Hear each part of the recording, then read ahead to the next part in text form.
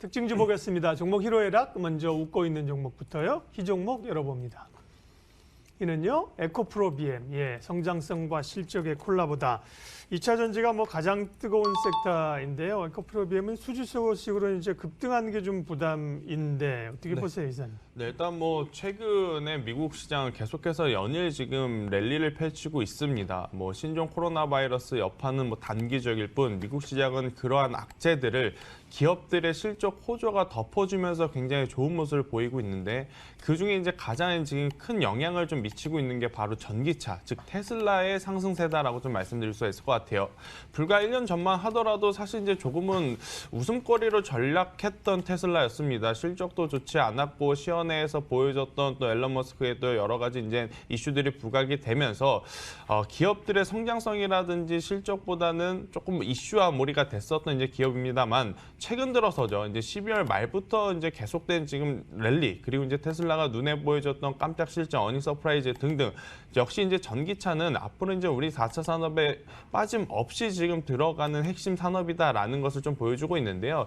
그러다 보니까 우리 시장도 지금 전기차 관련 기업들이 최근에 굉장히 강합니다. 제가 오늘 말씀드리는 에코프로 BM뿐만 아니고 포스코 케미칼이라든지 LG화학 이러한 기업들, 전기차 배터리를 만드는 기업들의 상승세가 굉장히 두드러지는데 에코프로 BM 같은 경우에는 이제 최근에 이제 불확실성이 좀 없어졌다라는 게 이제 맞을 것 같습니다. 그동안에는 전기차 관련 부품을 만드는 건 아는데 정확한 수주 혹은 정확한 실적에 대한 기대치, 막연하게 이제 기대감만 갖고 있었던 에코프로 BM이었습니다만 최근에 이제 대형 수주라든지 이제 대형 실적을 지금 예고한 만큼 눈에 보이는 수치화까지도 굉장히 긍정적으로 나오다 보니 오늘도 여전히 지금 굉장히 좋은 상승세를 보여주고 있고 앞으로도 계속된 이 랠리는 좀 이어지지 않을까라는 이야기를 한번 드려보겠는데요.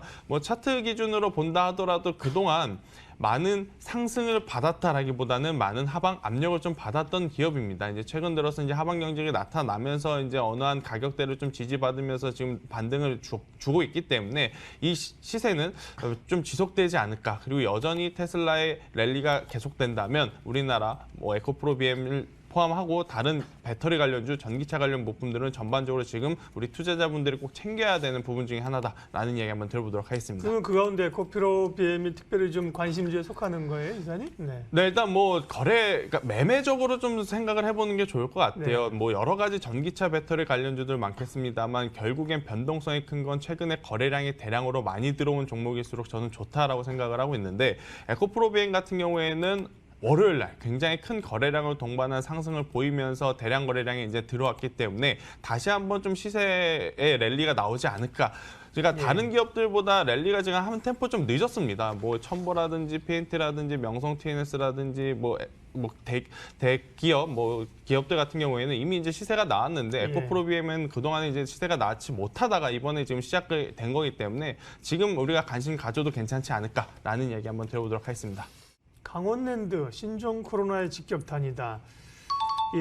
보면 파라다이스 같은 경우 이 GKL은 영향이 되는데 강원랜드는 내국인 카지노인데도 영향이 커요? 안 가니까? 네, 그러니까 결국 이거죠. 일단 직접적으로 연관성이 있다라고 보기는 어렵습니다. GKL이나 파라다이스 같은 경우에는 이제 외국인 전용 카지노를 보유하고 있기 때문에 이러한 부분이 직접적으로 이제 해당 기업들의 실적에 이제 연결이 되는 굉장히 좋지 못한 악재인데 사실 이제 강원랜드 같은 경우에는 외국인 카지노 비중이 없기 때문에 그러한 부분에 있어서 재무제표에 갑작스럽게 이제 바로 직행이 되는 그러한 악재는 아닙니다만은 같은 업종과 같은 섹터에 있다라는 것 때문에 지금 굉장히 조정이 강하다라는 이야기를 한번 드려보도록 하겠는데요.